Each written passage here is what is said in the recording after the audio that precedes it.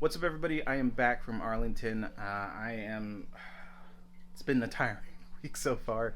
I've been having a lot of catch up to do. Unfortunately, came back to some mites on my Jewel Lacerda. I don't know how that freaking happened, but it happened. So we've been trying to like really maintain some type of quarantine routine here. It's a mess. We live in a studio apartment, so it's not easy to quarantine our animals right now. So we're just being very meticulous how we're cleaning things. Anyways, that aside, I had a great time at Arlington. I want to put out a couple videos this next, including this one, over the next week or two. We got a brand new baby from Arlington. I'll do another video on that. And then I have one more coming out that I'm probably going to do my thoughts and what I saw at Arlington and how it went and everything, which it was a blast. I had an amazing time. Arlington is one of my favorite shows to go to and attend. There's something about my Texas family that I don't know. They're just special. And I haven't had a show that really tops that yet as far as the vibe and what it's like going to that show. So this video is a new segment we're probably going to call like Serpent Eclipse Unfiltered or Serpent Eclipse After Dark. I wanted something a little bit more raw, more real. And my buddy Ryan McVeigh from VivTech had a few things that he wanted to talk about in regards to things happening in the industry and even across the pond in the UK and in Europe. And I told him he can use my platform to kind of just vent and let things out. I also asked my friend Brian Cusco to sit there with him and kind of go back and forth, as well as a few of us behind the camera kind of chiming in the conversation. Ryan does get intense. He is very passionate about the topics that were brought up and how he looks at his husbandry care with his animals. I agree with Ryan a lot, and I hope a lot of you guys, after kind of seeing this footage and just seeing the conversation going back and forth on things that were brought up, kind of slightly change the perspective. Because I think as the hobby or industry gets larger and more mature and things that are happening, legislation wise, we really need to start thinking and looking at ways to push and evolve our keeping of the reptiles that we love so dearly. So I hope you guys enjoy this video. It is a decent length, but this is just us hanging out, shooting it and having some fun. FYI, there was some audio issues with one of the mic setups I had going, so I had to run everything off the shotgun mic, which kind of muddied some of the conversation.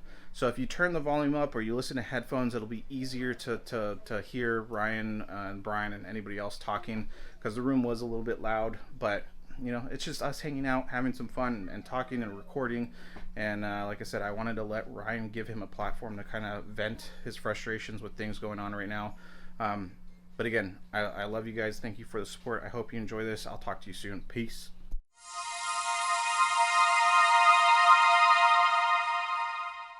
So you got nothing to worry about. Yeah. Drugs and reptiles. No, seriously, I get high in front of my reptiles, marijuana-wise. Drugs and reptiles? Okay, here's the thing. People got so upset that I smoke weed, and I do. Drugs and reptiles? Like transporting drugs in reptiles? Like, what are we talking about? Talking about smoking weed in the room with your chondros. Because I'm doing it. Yeah, that's what you're asking is because people give you shit because you smoke weed in the room where your animals are. Cancel culture. Just All saying, right. that's the only ones who get it right now. All right, no. Okay, so if that's what you're asking is what's the ethics or Well, for or you, right? for Like, for between. instance, like, would you smoke weed in your room? And if you don't, why wouldn't you? That's what I'm I saying. vape in my reptile room. I usually do. Yeah, I mean I'm not like Are you recording? hitting the bong or something. Like I'm not Perfect. filling the room up. I'm not fogging the fucking room. But I thought, and the room I'm in is also fucking huge. Where I'm in a 40-foot by 20-foot room. There's fucking legitimate tobacco secondhand smoke, right? Like Yeah, no, and I mean that's if you're a looking, factor, but we're talking like weed. From what I understand, weed has no. I don't want to. Are we talking about how people feel about somebody else smoking weed in their reptile room? Like, what no, are we talking about? he's talking about he smokes in his reptile room. Okay. And people on there are like, fuck you, dude, because you're getting your animals secondhand Why don't they smoke go from the focus on people that are cutting snakes' heads off? No, that's not fucking comparative whatsoever. How's it not comparative? They're talking about harming reptiles? That's like going, man, you know what? There was somebody that stole. We should talk about the Holocaust. That was bad. Like, that's a jump, dude. Okay. But my point is, like, people getting mad about other people doing stuff. No, everybody should just care about their own shit. But if you're asking about the ethics of smoking in a room filled with animals, whether it's cigarettes or anything else, should you? Probably not. Probably not. If you're doing it now, granted, look at room spaces again. I'm in a fucking room that's 40 foot by 20 foot with a huge high ceilings and an attic. Well, now you're talking about particulate, like one so versus one per billion. But if you're like, if I'm in this room and it's all reptiles and it's fucking, someone opens a door, a cloud rolls the fuck out, like that might be a bit much. You guys have been both beautiful hospital hosts of me staying at your guys' house. I love you guys for that. Yeah. But let's just say I'm like, hey Ryan, love your animals, man. I got my rig and it's hot. What's happening over here to the left? What is happening? What are we doing right now? Am I supposed to be answering I'm just saying, like, how would you feel if I were to, like, let's smoke a dab in this room? Well, you and I have smoked a joint in my snake room. Thank you. And because I feel like if you're like, MJ, we shouldn't do this in here, you would tell me. Like, no, but MJ, one joint over the course of a decade is not a big deal. Dabs. I don't think. You're not probably affecting your animals, no. But the problem with it and what people are upset about has nothing to do with that. What it has more to do with is the fact that you're putting your animals in a situation to consume something that could alter the way that they feel, and they have no say in it. It would be like if you take your dog, and if I breathe in a big fucking vape, and I blow it down my dog's fucking nose. We used to do that. And it was fucking not cool. Like, I know, but I used to we used to blow up frogs with M80s. So fucking what? It doesn't mean we should have. There's people in this room. Exactly, that's what I'm saying. Okay. Just because you used to do it. Like, goddamn, man, you're bad at this. Well, I used to do that. I'm devil's advocate over here. MJ's holding up his hand like a school child. Pay attention. Ryan, man, you got to tell him to land the plane, buddy. Okay. Easy. Pay attention for a second. So listen, Ryan goes to 11. Who in this room grew up in a generation where motherfucking, I can't just say women, it was a lot of my grandmas smoking in their cars with the windows up, cigarettes, like. Well, yeah, why does Ryan have asthma? Right. Exactly, right? So, like, doesn't mean they should have. What I'm saying is like that is a known no, right? But we didn't used to have seatbelts in cars. But for me, like, for instance, like, if I felt like I was really harming my animals by smoking my weed in a room. MJ, if I come up and fucking chloroform you, it won't hurt you. You probably won't like it if I force that to happen, but it won't hurt you. So quit bitching. That's where I put it over your mouth and you pass the fuck out, and then we do some real funny shit to you. How many times can I use it? I have no anxiety anymore. I'm gonna save you a spot. But listen, at the end of the day, I don't want to be chloroform. It's a balance. No, but that's what I want. It's again, that's a little bit of an extreme, but that's what that is. But you get the conscious decision of making that decision. For them. They don't get to make that conscious decision. If you do something publicly consciously, then you are going to face what the public thinks about what you're doing. How many things do we do by the animals that are really not their call, but we're thinking as keepers, like those fucking assholes who 90%. Think weekly water changes are okay, and I'm aggressive about this because one of my closest friends was put me onto this fucking like there's shit in your water bowl and you refuse to change it because the water changes, quote unquote, are 2 days from now. That sounds extreme. I told the girls, Lily and Boogie have a snake and a leopard gecko, and I told them that when I check the water, at any point in time, I might make them drink it. I'm just saying, man. So it better be clean. And it's always clean. Because I'm like, that's how you should feel. Your animal may at any point in time go over and drink it. And if you wouldn't, why would you leave it there for them? It puts me in a weird place because I feel I'm not harming my animals whatsoever by smoking my weed. Yeah, and everybody thinks that they're not harming their animals by not providing UV, but we're keeping them all in seasonal depression, and everybody around us is going to make a change, and we're going to be fucked and lose our ability to keep reptiles. Because the AZA... No, did you guys know that the AZA is mandating by the end of next year all living creatures in fucking captivity at any zoo facility has to have UV? All of them. Fish, invertebrates, mammals... amphibians, This guy fucking matter. All of it. Birds. This guy has a UV light business. He is UV. Look at his head. But I'm saying, like, that's the AZA is making every animal in captivity do that, and we're still going, they don't need it. Prove it. What do you think happens when the legislators go, the hobbyists, what do you think versus, I don't know, 80 years of biological research, zoology that proves what it does in their chemical brains that none of us are paying attention to, and all of that gets piled up and we go, yeah, but they don't die. And then we look like assholes, and the veterinary community is against us because we're not listening to all the research that shows how we should keep these animals. We're just going, look, they're not dead, so we know better. Can you ask your snake if it's doing well? Bill? No, I'm just saying, anybody, like, right? But and people, you know what the biggest thing that pisses me off is when people go, I got this. He was looking at his direction. There's a rainbow boa breeder in this country that blocked me because he posted something. He had a rainbow boa in a tub, and it was kind of twisted. It was being goofy. It was like upside down. It's not him. Fuck you. No, so it was all upside down, just being goofy. Why am I sitting here? Can somebody give me a snake and a joint? Like, I feel like that's the... No, listen, so it was upside down, just being goofy, and he put this fucking thing up saying, like, oh, it's because it doesn't have UV that it's all fucking retarded. Pause the video and go back to the MMA I was watching? That whiskey was distilled with UV, by the way. What's that? That whiskey was distilled with UV. There you go. Physiology. Solitary confinement. That's like. I'm talking about removing all available stimuli that allow you to exhibit your natural behavior. AKA prison inmates. It's not anthropomorphizing. It's giving you an actual representation, but people don't want to agree to that. Because this is the thing. Look, anybody that if you keep, I don't give a fuck if that piss you off. If you keep your animals on paper, I want you to go down to the fucking convention center and shut up. If you lay on the fucking ground on paper, if you put your snakes on paper. Skin. We don't have keratin covering. Like if we just lay our fingernails on paper, that's gonna be okay. No, you want me to tell you what I was getting to? Well, I mean, go downstairs and lay on the fucking floor with your ribs. But that's my all day. That's my skin and my. No, it's like, ribs. I don't have skin. Your rib cage is very similarly structured to a snake. I don't give a fuck about your skin. I'm talking about your engineered structure of your body, your skeleton. Lay on the ground with your chest and do not get up. And eventually your ribs will fucking hurt. Because you're not I'm neither agreeing and they are not meant to be on hard surfaces, and neither are you. But their chemical composition of their brain is also talking about fucking.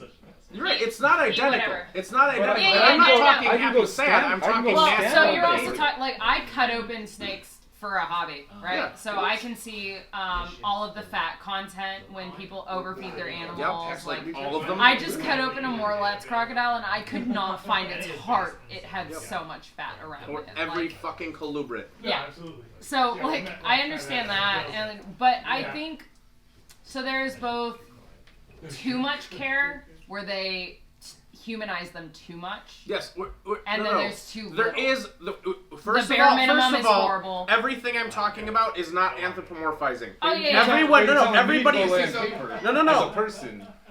I've been politely quiet. It's not the same thing. Anthropomorphizing is projecting human emotions onto animals. That's saying, look at that snake is with that snake. They love each other. That's why they're cuddling. That's anthropomorphizing. Maybe I'm using the wrong definition of anthropomorphizing. I'm just talking about putting a human into the same situation. Yes, but you're right. But I don't cruise around on my belly. You're right, but your rib cage is genetic. Get Erica, and she's a fucking exotic vet. She'll tell you. Yeah. Your rib cage is similarly structured to how theirs is. So if you lay on the ground, it's not too different from them. I mean, we all have spines and ribs, but it's not yes similar. Yes and no. So with it's not fucking identical. You're not a goddamn snake. I'm not a dipshit. I'm fucking not retarded. I know, but eventually. No, I disagree with you. Like I go walk on paper. Ryan, like if I was gonna go walk on paper or stand on paper. Yeah, stand on the concrete. Okay, fine. Stand on the concrete downstairs all day and let me know how your back feels. Look at the studies on cats that live in hardwood houses with hardwood floors and how it fucks up their joints and causes arthritis. over houses that have carpet because of the impact on the animal's joints and how they're supposed to move in soil and soft surfaces. They don't walk on concrete their whole fucking life. So if you take an animal that lives in dirt or like small sand, surfaces that move and allow them to move over them, and you put them on a fucking flat piece of paper on a piece of plastic that doesn't allow their body to move or absorb, you can see fucking dissections of older snakes where their rib cages are compressed. Ryan, I have a question for you. Most ribs actually have more broken bones than anything else. Right, from fucking Because I people feel grab good. them. Be muted. I'm good. No, MJ, what? What's your question? You are obviously I know a canceled. little bit about it. Yeah, he's canceled. He's going to bat. I He's see canceled you. himself. Yeah, he did. So, no, I hear what you're saying, obviously. Yeah. I'm always going to play devil's advocate. No, I know, but no. But there's a point. Here's the thing. By the way, Somebody wants to play devil's advocate, but you can't always play devil's advocate so that's a because question. otherwise you can, but then we get nowhere. And what the fuck's the point of a conversation? No. So I was on MJ's podcast because I called him and said, "Dude, I want to bitch about some shit." And me and fucking Where's that going to get, though, if I just let you bitch about it and I don't get to ask my question? No, hold on. So me and fucking Kush wanted to bitch about some shit. Okay. So we wanted to have this conversation. So this whole episode we're talking, and Dave Levinson wants to be the devil's advocate. I was watching. Everything we say, he just countered with, well, no one's going to do it, so why? Well, then you know what? Let's just stop having the conversation. Well, You know why? Because nobody really cares and it's not worth it. Oh, I know. But if we constantly go, well, devil's advocate, what if we just don't? Or what if it's just different? What if what I'm saying that doesn't devil's advocate is wrong, but I'm just asking questions. Yeah, no, I get it. But if we constantly push back with the, well, laying on the floor isn't the same exact thing. Well, right, it's not. But it is a comparison of pressure and engineering, and I fucking understand this on levels that most people don't, and I'm not trying to be an asshole, but unless I give you an in-depth physics and 10 years of understanding, it's hard for me It to is beneficial to have elevation change and like have bumps, surface change. I never that. Like, I know that I there's thought you were further. much better that can be done in many places. No, of course, yeah. But can I say your biggest uphill battle Well, I with was in this San Antonio. is the biggest change that you're trying to shoot for within the people who have been doing what they've been doing for years. So why is it worth their time to want to make this change? For me, Do you want to know why? You know what happened in the UK? They banned racks. We're like, You're not allowed to have a fucking rack for your snakes. Do you know why? Because 2 different scientific papers have been published, and I've read them both. They're very well done, and they're both correct. And it is not ethical to keep snakes in racks the way we keep them, based on the 5 ethics of keeping animals in captivity, their ability to freely move as they want, their ability to do certain things. If you read these papers, we're unethically keeping these animals. The only people who think it's ethical and that it's okay are the people who are doing it to make money. You can't go out and say we think it's okay because our animals do okay in the way that we look at it, even though the veterinary community, the biological community, the zoological community all have 30 years of studies showing that what we're saying is not correct from multiple different studies and multiple different angles, and we just go, yeah, but nuh-uh. I feel like just a step beyond that is that it's not ethical to keep animals, period. No, not even close. I mean, just a step beyond that. No, that's many steps beyond that. That is exceptionally far beyond that. We're talking about confining animals to not be able to move in the way that they want. You know why retics push? Because they want to get out. they want to be out. Because that's that's not just that. It's not actually that at all.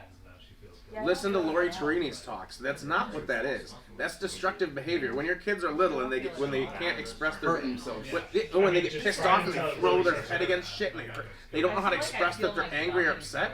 Those animals are suffering from fucking an actual chemical depression in their brain, and that is them hurting themselves from just fucking not being able to do what they need to do. If you give retics big enough enclosures and the right lighting and things, they don't push. They don't do those things. I'm not saying not yours, but a lot of them do. They're known to. Go to the show and walk around every single It's a personality thing. That's what I'm saying. Some retics are happy and just like feed me and I'm good, but I've had retics. Yeah. Where unless I don't feed the shit out of them, they're pushing their face off. Yeah, because they want to move. They want to move around. They want deserve to to move, move. and they can't. So they start fucking aggressively because they can't. So I take my not let them crawl around the yard, and I'll take them, let them crawl in the trees. Probably why yours don't as much, because they get Because I only exercise feed there, them 5 times a year. and they're getting UV, and they're getting, when they're outside, they only need 15-20 minutes outside to get a big dose of UV, especially UVA, that helps with the chemicals in their brains. So your animals are doing more of a, they get to go out, then they get to go to the room for a while, and they're not overfed, so they're not obese, they're not full of energy trying to burn it off. The way you're talking, so you're not getting those things. You're doing things that you're not you're not seeing from your perspective how what you're doing is creating the effect of why you're not seeing the problems, and then your other guys are. And then, but as we talk about it, you are like, yeah, you bringing them outside like once a week, each one kind of coming out for 20 minutes, half an hour outside. I love it. That's huge. That's fucking huge for those animals and their brains and how they live. It's like a prison inmate. Like, okay, give me 24 hours. Literally, look at prison inmates and their mentality. The ones that get to go outside and be in the yard versus solitary confinement. And I don't mean it as anthropomorphizing. I mean it. Look at how that takes. Look at how it changes the chemicals in their brain. Animals. It's not your emotions or how you. It's not how I think or my opinion. Your change. I suffer from depression because it is. I suffer from depression as an active thing of a change in chemicals in my brain. When you change their chemicals, you get a different representation of their activity. There's a way that I think that you can present this information that makes it something that people want to do. It's a little more aggressive when I talk about it because it's like, hey, we're all fucking wrong. And I understand. And I know. But I think there's a way to do it. There's going to be a way to do it that makes it something that people want to do without feeling like they're being berated. Because a lot of times you do that. Like, I get excited. Oh yeah. Yeah, and that's. Well, with you guys here. Well, even if it's on a video or something, like that, you know. I think in person, I'm not this fucking scary. I promise. There's a way. I mean, no, you're a beautiful human. You're not scary. You're not scary right now. You're very passionate. No. I've always respected your opinions, and I mean, you're like, especially like how you are as a herper. Like you're the most diehard herper I think I've ever met in my life. Which just speaks to how much you just love what you're doing now. It doesn't matter if there's video. It doesn't matter if there's you get paid for it. So you don't. That has nothing to do with it. You just really so much money in reptiles. I've never made money. Ever. Fucking ever. Ever. So I think the success, the key to success that you're looking for is just finding a way to make it not just palatable, but like something like finding a way to explain it that makes me like I want to do that now. So do you want to know the story that I tell people when I'm not like just freaked? I'm talking to you guys getting all excited. This is the moment that I had. This is what made me just have a complete. I don't know, almost shut down. I almost got rid of animals. I almost got done keeping. It really messed with my head. So, as I said, I've always loved UV and how it changes the animal's behavior and how it works with their brains. And the more that me and Eric read in these studies, the more books that we have, and the more we have binders of every article, and we're reading this stuff and we're learning about how they're perceiving. And we start looking at chemical compositions in their brain and how it changes over time with UV and A. And it hit me that the same thing happens with seasonal depression in humans. It's a reduction in serotonin, dopamine, and vitamins. I know, but it was. And you can use those seasonal depression lamps that help you feel better. Those are UVA. That is the actual diode that's in our bulb. Is because what that does is it manages the serotonin development in your brain, that levels it out, which for us helps us feel happier. It doesn't mean it's happy for the animals, but when I'm depressed, I sit on the couch. I don't want to do anything. I'm not motivated. Look at a bearded dragon. How many bearded dragons do you know in captivity that just sit there all day? You think in the wild they just lay and walk like this? It's a very sweet, innocent flavor, but they get eaten. They wake up, they forage, they move around, they hide during the day when it's hot, they come out again. Like, they don't do that in captivity. And then when you start thinking about how you feel when you're depressed, or when you have a buddy who's depressed and just doesn't want to get motivated, doesn't want to get up. Like, I want to do stuff, I want to go work out, but I'm fighting my depression and I can't get out of it, and I can't motivate myself. And you start to see this lethargy in the animals, and then when you give them that wavelength of light, and now every single... People have done this with my bulbs where you turn it on, and the animal does this, bearded dragon does that, walks over there, gets underneath it, and turns black. On the cold side, under just that light, with all their other lights on, didn't change anything. Because that's UVA that they can see, and it triggers that basking stance. I actually want to see if I can get someone to do a study to see if that basking stance is a hormonal response. Because it's so many lizards. When you see Chuck Wallace in the wild and on the rock, they're always like this. They're kind of like dogs, right? And they're kind of curved at the sun. And monitors bask like that when they're not just sitting on a bank or whatever, right? When they're actively seeking it out to warm up, they all stand in a similar stance, and with like Galapagos tortoises and the finch response. You know what that is?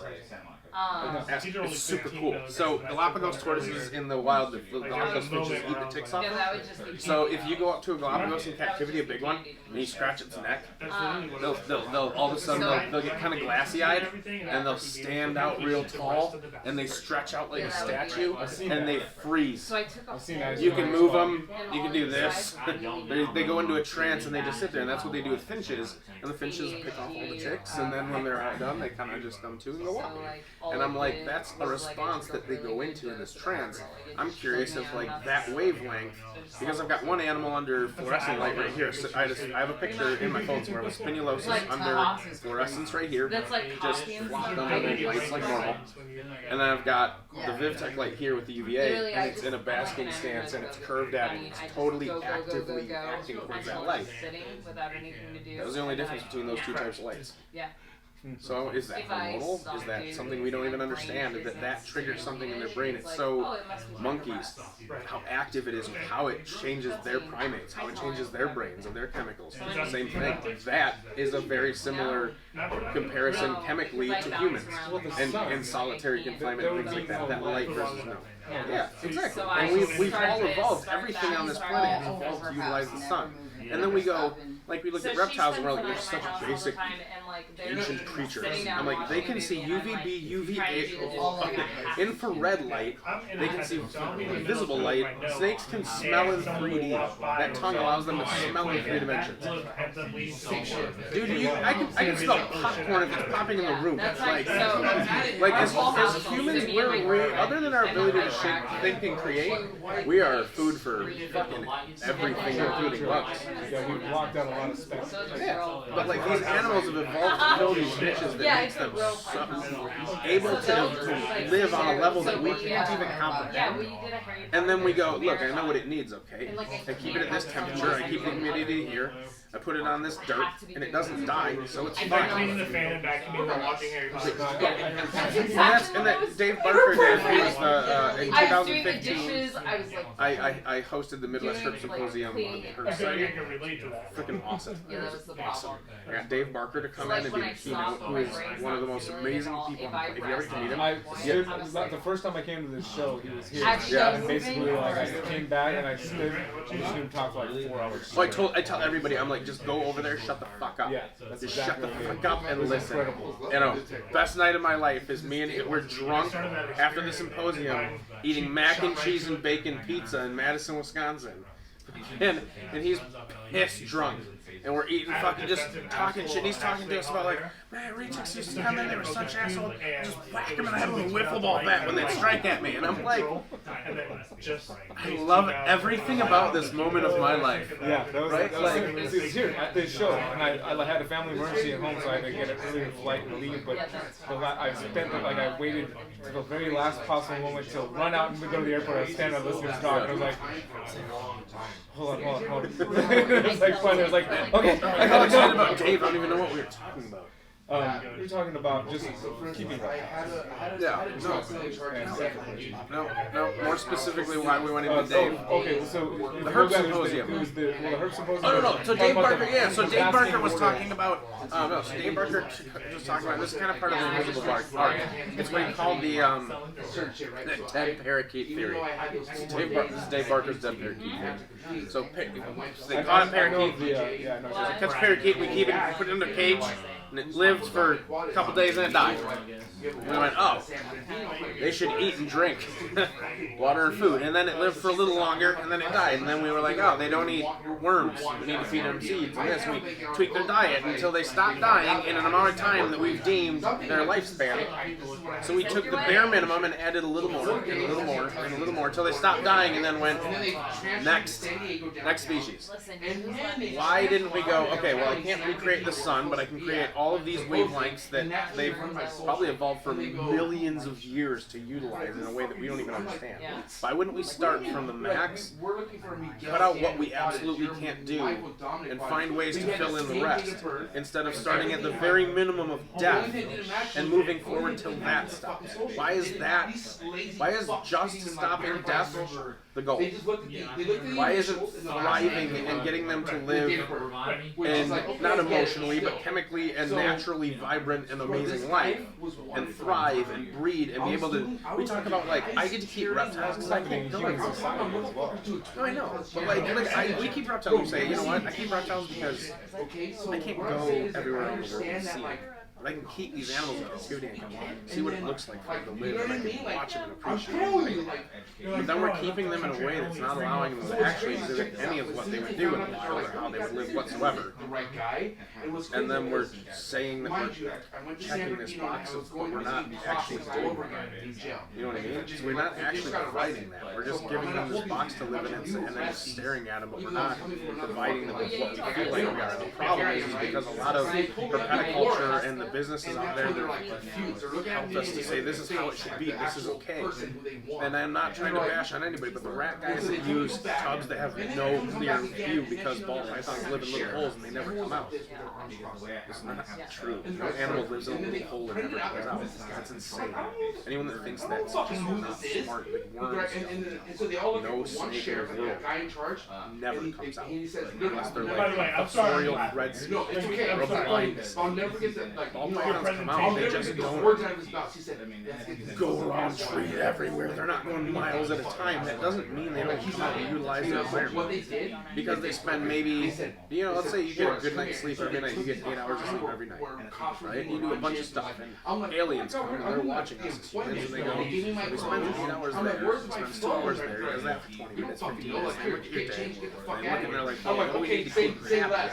40% of his day, 33.3% of his day is set here. He really only needs that. And then when you just put him there and give him food and water, he won't die. That's really all he needs. Now again, that's a little bit of a non-comparison. I have to compare it to a person so you think about it in that way, because we don't empathize well with animals because we can't think how they do.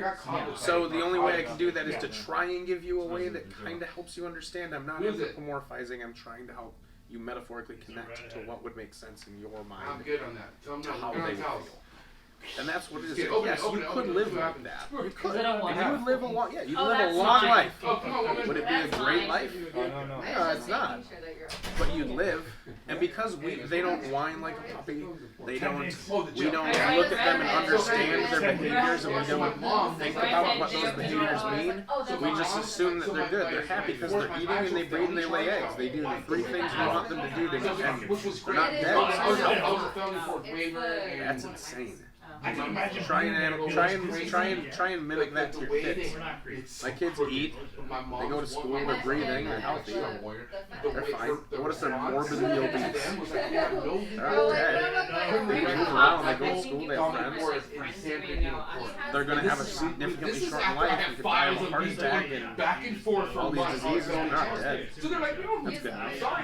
Is it? And it was funny because I got my new job. But we convince ourselves it is because we don't want to really look at the fact that you with your retics, you're doing crooked, but I love it. I mean, that's awesome. Because they're a very active snake. If they don't have the room to be very active, and you overfeed them, they are so fast. So many retics in captivity are obese. How many animals do you know that are over 15? By the way, retics live to be about 15.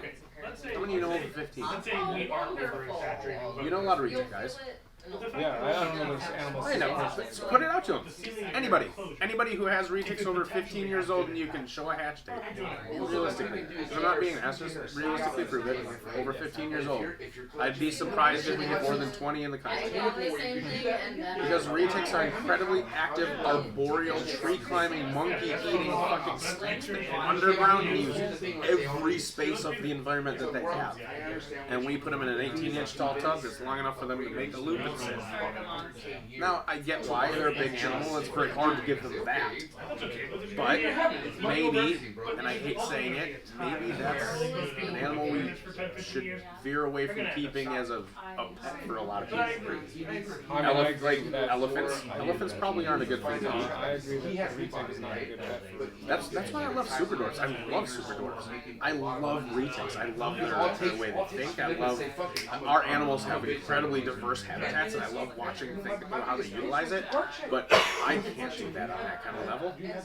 So I love the super dwarfs because I can do that. Yeah, I have a big house where I can have for all four of my families, so I can have that huge room cage. Right. I can't take them myself. No, and that's an unbelievably amazing and epic thing to do.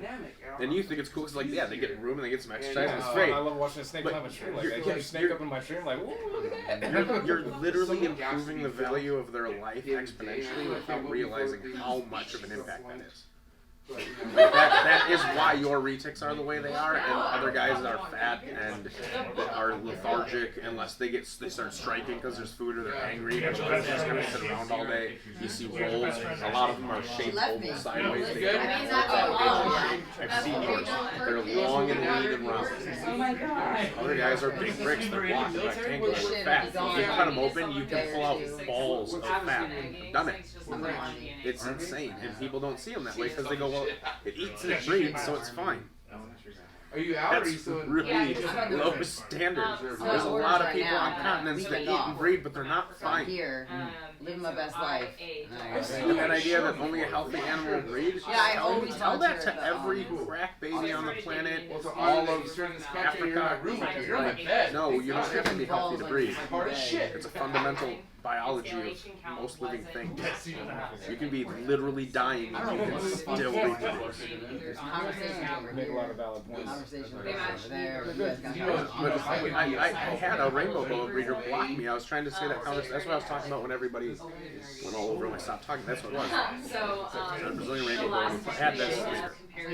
Somebody I respect. I love his animals. I think he's great. I have never had an interaction or bad anything with this guy.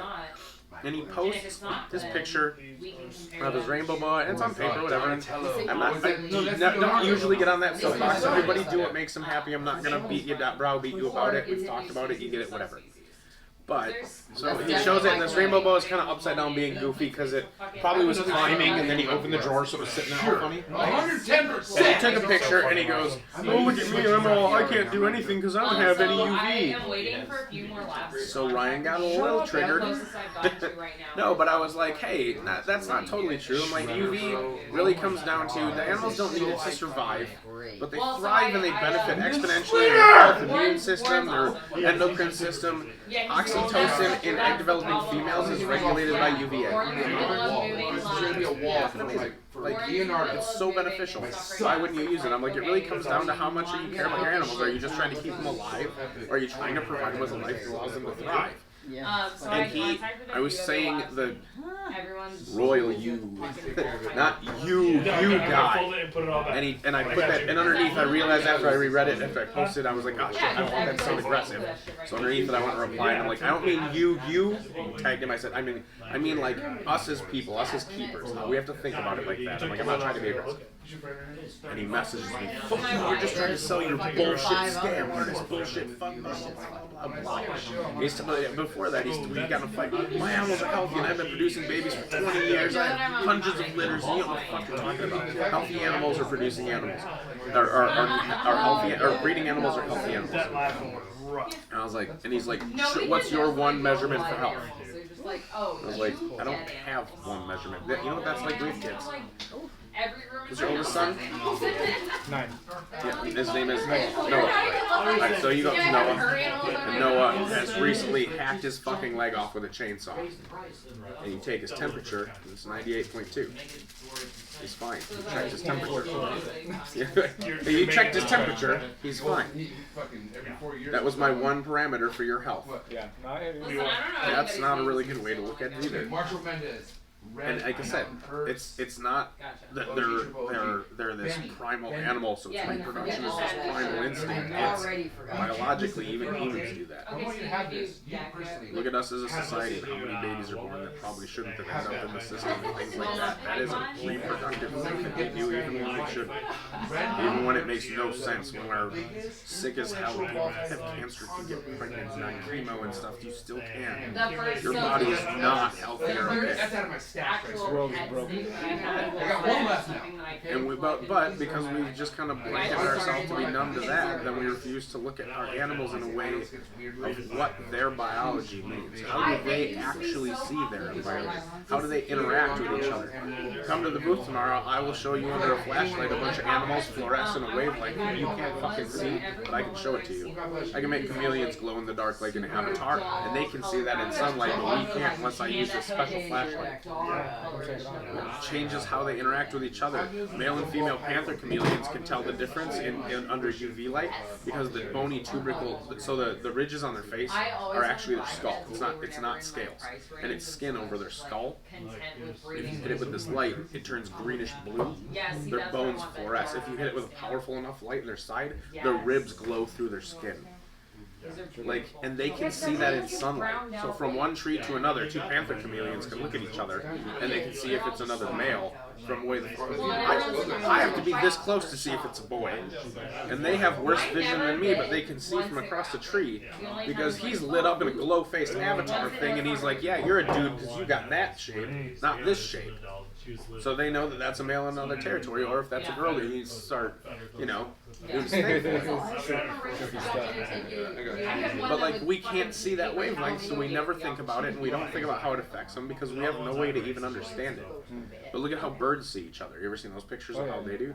Bees, how they see flowers. Our reptiles see that. How their food looks, how mates look. Geckos, where they have femoral pores. Though, you know how you see that maxi secretion that come out like bearded dragons or iguanas, the femoral pores, right? And people say, yeah, they're scent marking. Hit it with my light, neon green, neon screaming green. So they scrape that on a tree, and it's like fluorescent spray paint. My territory. But we can't see that. So we assume that it's scent because that's the only thing that makes sense because we can't see that. Yeah. You want to go? I'm wondering if it's downstairs. Good stuff, man. I'm glad you're here. Yeah, there you go.